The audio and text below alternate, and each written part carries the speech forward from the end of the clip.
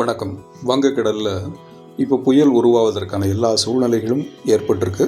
வானிலை ஆய்வு மையம் விடுத்திருக்கிற அந்த அறிவிப்புகள் என்னென்ன, அதனால் என்ன பாதிப்பு வரும், நமக்கு எந்தெந்த இடங்களில் நம்ம முன்னெச்சரிக்கையாக இருக்கணும் அப்படிங்கிறத நம்ம இந்த பதிவில் நம்ம தொடர்ந்து பார்க்கலாம். தென்கிழக்கு வங்கக்கடலில் நிலவிய காற்றழுத்த தாழ்வு தான் நமக்கு மழையை கொடுத்துக்கிட்டே இருந்தது. அந்த காற்றழுத்த தாழ்வு வடமேற்கு திசையில் நகர்ந்து தென்கிழக்கு மற்றும் அதனை ஒட்டிய மத்திய வங்கக்கடல் பகுதிகளில் காற்றழுத்த தாழ்வு மண்டலமாக வலுப்பெற்று விட்டதாக வானிலை ஆய்வு மையம் தெரிவித்திருக்கு. சரி, காற்றழுத்த தாழ்வு மண்டலமாக வலுப்பெற்றுனா என்ன அர்த்தம்? இப்போ காற்றழுத்த தாழ்வு மண்டலமாக வலுப்பெற்றிருக்குது. அதுக்கப்புறம் என்ன ஆகும் அப்படின்னு கேட்டால், ஆழ்ந்த காற்றழுத்த தாழ்வு மண்டலமாக நாளை, அதாவது 26/10/2025 நம்ம இதை பதிவு பண்ணிட்டு இருக்க இந்த நேரம் 25/10/2025, 26 ஆழ்ந்த காற்றழுத்த தாழ்வு மண்டலமாக மாறும். 27 காலையில் தென்மேற்கு மற்றும் அதனை ஒட்டிய மத்திய மேற்கு வங்கக்கடல் பகுதிகளில் அது புயலாக வலுப்பெறும் அப்படின்னு சொல்லியிருக்காங்க.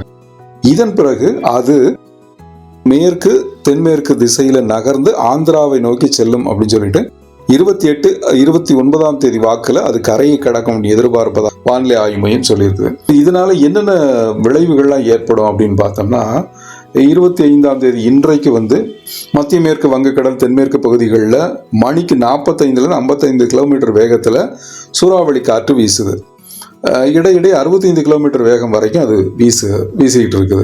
இதுக்கு நாளை, அதாவது 26 என்ன நடக்கும் அப்படின்னா, அதே மத்திய மேற்கு வங்கக்கடல் தென்மேற்கு பகுதிகள் மற்றும் அதனை ஒட்டிய பகுதிகளில் சூறாவளி காற்று மணிக்கு 55-65 கிலோமீட்டர் வேகத்திலும் இடையிடையே 75 கிலோமீட்டர் வேகத்திலும் வீசக்கூடும்னு வானிலை ஆய்வு மையம் சொல்லியிருக்கு. கடலோர பகுதிகள், தெற்கு மற்றும் மத்திய வங்கக்கடல் பகுதிகளிலையும் இந்த காற்று இருக்கும் அப்படின்னு சொல்லியிருக்காங்க. 27 இந்த மத்திய மேற்கு வங்கக்கடல் தென்மேற்கு பகுதிகளில் சூறாவளி காற்று மணிக்கு 60-80 கிலோமீட்டர் வேகத்திலும் இடையிடையே 90 கிலோமீட்டர் வேகத்திலும் வீசக்கூடும் என்றும், 28 வாக்குல அது என்னவாக இருக்கும் அப்படின்னு பாத்தீங்கன்னா, இதே பகுதிகளில் மணிக்கு 60-80 கிலோமீட்டர், மணிக்கு 90 கிலோமீட்டர் வேகத்திலும் வீசும். அதாவது ஒவ்வொரு நாளும் பாத்தீங்கன்னா கடல்ல வீசக்கூடிய காற்றின் வேகம் அதிகரித்து கொண்டே செல்றதாக வானிலை ஆய்வு மையம் தெரிவித்திருக்கு. அதாவது சூறாவளியின் வேகம் அதிகரிக்கும். 29 பாத்தீங்கன்னா அது கிட்டத்தட்ட 100 கிலோமீட்டர் வேகத்துல இருக்கும். 28-29 100 கிலோமீட்டர்ல இருக்கும். கரைக்கு கிட்ட நெருங்கி வந்துடும். இப்ப நீங்க இதுல என்னென்ன பாதிப்புகள் இருக்கும் அப்படின்னு பாத்தீங்கன்னா, இப்ப நம்ம இந்த படத்தை பாருங்களேன். 25 புயல் எங்க இருக்கும் அப்படின்னு இருக்குது. 25 இன்னைக்கு 26 புயல் எங்க இருக்கும் அப்படின்னு இருக்கும். சரி, இதனால என்ன நிகழும் 26 அப்படிங்கிறதையும் நம்ம பார்த்துடலாம். 26 இந்த புயல் இருக்கிற இடம் 26 நிலவரம் இந்த படத்துல நமக்கு காட்டியிருக்கும் பாருங்க. அதுல 26 என்ன நடக்கும் அப்படின்னா, விழுப்புரம், செங்கல்பட்டு, சென்னை, காஞ்சிபுரம், திருவள்ளூர், ராணிப்பேட்டை மாவட்டங்கள்ல புதுச்சேரியிலும் கனமழை பெய்ய வாய்ப்பு உள்ளதாக வானிலை ஆய்வு மையம் தெரிவித்திருக்கிறது. இதான் 26 நடக்க போற நிலவரம். சரி, 27 என்ன நடக்கும் அப்படின்னா, அதுவும் 27 நிலவரத்தில் புயல் எங்க இருக்கு அந்த படத்துல பாருங்க, டாட் வச்சிருக்காங்கல்ல, அந்த டாட்ல பாருங்க 27 என்ன நடக்கும்.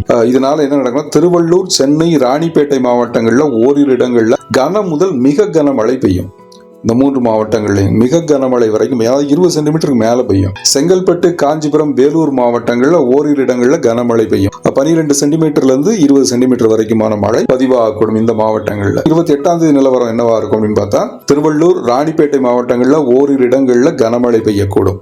இது தவிர மற்ற இடங்களில் மிதமான மழை இருக்கும். லேசான முதல் மிதமான மழை இருக்கக்கூடும் வானிலை ஆய்வு மையம் தெரிவித்திருக்கிறது. 29 தமிழ்நாட்டின் ஓரிரு இடங்களிலும் புதுச்சேரி மற்றும் காரைக்கால் பகுதிகளிலும் லேசானது முதல் மிதமான மழை பெய்யக்கூடும் அப்படின்னு சொல்லியிருக்கிறாங்க. இதுதான் இந்த புயலால ஏற்படக்கூடிய, இந்த புயல் போறதா கணிச்சிருக்கக்கூடிய பாதை நமக்கு தமிழ்நாட்டின் கரையிலிருந்து கிட்டத்தட்ட ஒரு 1000 கிலோமீட்டர் தூரத்தில் இருக்குன்னு வச்சுக்கோங்களேன்.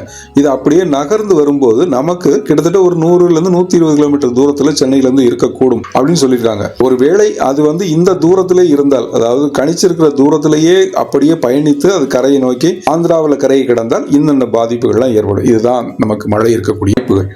ஒருவேளை அது இன்னமும் கொஞ்சம் கரையை நெருங்கிச்சு அப்படின்னா, தமிழக கரையை நெருங்கி வருவதாக இருந்தால் இந்த மழை மேலும் வலுக்கும். ஒருவேளை அது கரையை கடக்கிற வேகம் அதிகமாக இருந்து திட்டமிட்ட பாதையில கடக்காம இருந்து திசை மாறி தமிழகத்தை நோக்கி வந்தால் பாதிப்பு இன்னும் அதிகமாக. கனமழை பெய்யும், பலத்த காற்று வீசும். மணிக்கு 120-150 கிலோமீட்டர் வேகத்துல காற்று வீசும். இந்த காற்று வீசுவதனால ஏற்படக்கூடிய பாதிப்பு நம்ம எல்லாருக்குமே தெரியும். ஒரு புயல் காற்று வீசினா லேசான தகரங்கள், கொட்டகைகள் அந்த இதெல்லாம் பறக்க ஆரம்பிக்கும். விளம்பர பலகைகள் பறக்கும், வீட்டின் கூரைகள் பறக்கும். இந்த மாதிரி பாதிப்புகள்லாம் இருக்கும். கனத்த மழை தொடர்ந்து பெய்யும். புயல் கரையை கடந்து போற வரைக்கும் மழை பெஞ்சிக்கிட்டே இருக்கும், இடைவிடாமல் மழை பெய்யும். அப்படி மழை பெஞ்சினா தாழ்வான இடங்கள்ல தண்ணீர் தேங்கும், வெள்ளப்பெருக்கு ஏற்படும். ஆனால் இப்போதைக்கு நமக்கு எந்த பாதிப்பும் இருக்காது. அது ஆந்திராவுக்கு தான் போகுது, நெல்லூர் பகுதிகளுக்கு தான் போகுது. அதனால அங்கதான் இருக்கும். நமக்கு கன முதல் மிக கனமழை இருக்கக்கூடும். அதாவது அந்த புயல் நெருங்கி வரக்கூடிய அந்த நேரத்தில் அது 29ஆம் தேதி கரையை கடக்குதுன்னு இருக்காங்க. 27, 28, 29ஆம் தேதிகளில் சென்னை உள்ளிட்ட அந்த வட மாவட்டங்கள்ல, வட கடலோர மாவட்டங்கள், அதாவது சென்னையை எடுத்துக்கிட்டோம்னா செங்கல்பட்டு, திருவள்ளூர், காஞ்சிபுரம், சென்னை இந்த உள்ளிட்ட மாவட்டங்கள், ராணிப்பேட்டை வரையிலும் மழையின் பாதிப்பு இருக்கும் அப்படின்னு சொல்லியிருக்காங்க. இந்த இடங்கள்ல நம்ம இன்னும் கொஞ்சம் முன்னெச்சரிக்கையா இருந்துக்கணும்னு சொல்லி நம்ம சொல்லியிருக்காங்க, வானிலை மையம் சொல்லியிருக்காங்க. அரசு தரப்புல இருந்து சொல்லப்படுகின்ற செய்திகள். நாமும் நம்ம தரப்புல இந்த நாட்கள்ல, இந்த மழை தீவிரமாக வரக்கூடிய இந்த நாட்கள்ல நாமும் கொஞ்சம் கவனமா இருந்துக்குவோம். நமக்கு தேவையான முன்னெச்சரிக்கை நடவடிக்கைகள் எடுத்துக்குவோம், பாதுகாப்பா இருந்துக்குவோம். இந்த மழையால சென்னை உள்ளிட்ட பல்வேறு இடங்களுக்கு நிறைய தண்ணீர் வரத்து அதிகரிக்கும், நீர் இருப்பு அதிகரிக்கும். இது சென்னைக்கான குடிநீர் ஏரிகள் ஆல்ரெடி ஏற்கனவே நிரம்பி தான் இருக்குது. எல்லா ஏரிகளும் நிரம்பி தான் இருக்குது. நம்ம சென்னைக்கு தரக்கூடிய 5 ஏரிகள்ல எல்லா ஏரிகளும் கிட்டத்தட்ட 4 ஏரிகள் நிரம்பி தான் இருக்குது. அதனால இனி மழை வந்ததுன்னா இன்னும் கொஞ்சம் நிரம்பி வெள்ளப்பெருக்கு ஏற்படக்கூடிய வாய்ப்பு இருக்கும். ஏரிகள்ல இருந்து தண்ணீர் திறக்கக்கூடிய சூழல் வரும். செம்பரம்பாக்கம் ஏரி, பூண்டி ஏரி எல்லாத்துல இருந்து தண்ணி திறக்கக்கூடிய நேரம் வரும். இந்த தண்ணீர் போகக்கூடிய அடையாறு, கூவம், ஆறுகள்ல வெள்ளப்பெருக்கு ஏற்படும். கரையோரத்தில் இருப்பவர்கள் பாதுகாப்பாக இருக்கிறது நல்லது. நம்ம இதுக்கான இந்த முன்னெச்சரிக்கை நடவடிக்கைகள் எல்லாம் நம்ம எடுத்துக்கிறது நல்லது. இந்த மழையின் பாதிப்புகள் இப்படிதான். இப்ப கடந்த 2 நாளைக்கு முன்னாடியே செம்பரம்பாக்கம் ஏரியில இருந்து உபரி நீர் திறந்தாங்க, நீர்த்தேக்கத்துல இருந்து உபரி நீர் திறந்தாங்க. நம்ம சேனல்ல நம்ம சொல்லியிருந்தோம், செம்பரம்பாக்கத்துல இருந்து திறக்கிறாங்க அப்படிங்கிறதெல்லாம் நம்ம சொல்லியிருந்தோம்.